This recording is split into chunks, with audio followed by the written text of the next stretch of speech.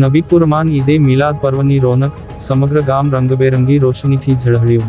નબીપુર ગામે ઇસ્લામ ધર્મના પયગંબર મહમ્મદ સાહેબના જન્મદિન નિમિત્તે ઈદે મિલાદની ઉજવણીની તૈયારીઓ ચાલી રહી છે. આગામી બુધવારે યોજાનાર આ તહેવારને લઈને સમગ્ર ગામમાં ભારે ઉત્સાહ જોવા મળી રહ્યો છે. ગામના મુખ્ય માર્ગો, ગલીઓ, ઘરો અને તમામ ધાર્મિક સ્થળો રંગબેરંગી રોશનીથી ઝળહળી ઉઠ્યા છે. ઉજવણીના ભાગરૂપે બુધવારે સવારે ગામમાં ભવ્ય જુલુસ કાઢવામાં આવશે.